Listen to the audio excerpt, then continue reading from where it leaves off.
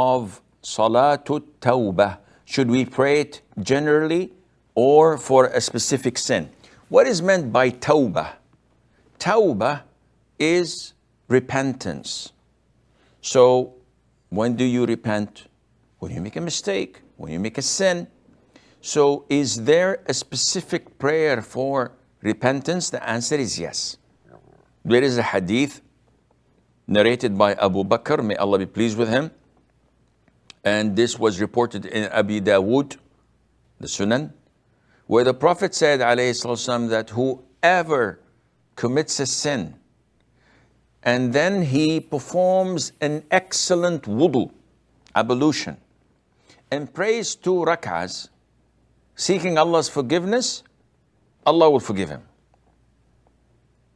So these 2 rak'ahs are for a specific sin.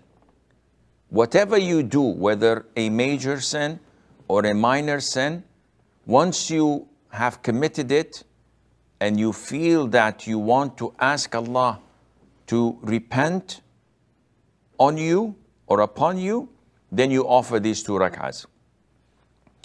Now remember that there is a difference between repentance and seeking forgiveness. When seeking forgiveness, this is dua. I can say, Allahumma ghfirli, or Astaghfirullah. I seek Allah's forgiveness. Oh Allah, forgive me. This is dua. Does it include repentance? The answer is no. Because it's something that I say. I may say it without intending it. While repentance is not something you say. Repentance is quitting the sin. So if I'm smoking and I say, oh, astaghfirullah, smoking is bad, man, this is awful, I should not do this. And I'm still continuing to do it. This is no repentance in here. It has to be accompanied by great remorse. The Prophet said, alayhi salatu wasalam, repentance, or he said, remorse is repentance. So without remorse, without the burning and the boiling of your heart over that sin you had committed, there's no repentance. So if I committed a sin and then I speak to others, Wallah, yesterday I did this sin, wow, man, it was a blast. Where's the remorse? I don't have any remorse. It was fun, but I don't do it anymore because it's sinful. But I don't feel any remorse in my heart. Your repentance is not accepted. Sheikh, how can I get remorse? By fearing Allah. I don't drink anymore, Sheikh.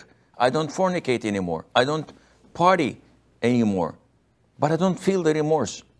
Allah will not forgive you your sin until you find the remorse in your heart. And this is attained by knowing Allah Azza wa Jal, knowing His beautiful names and attributes, knowing that He is severe in torment and punishment, and fearing His wrath. But when you don't know Allah Azza wa Jal, this is why you don't feel any remorse. And with all of that, you should ask Allah for forgiveness. You should intend not to do that sin again. The whole package is called repentance. So it's different than seeking forgiveness. So whenever you commit a sin, go ahead, perform ablution, pray 2 rak'ahs, ask Allah for forgiveness. Sheikh, I do this every night.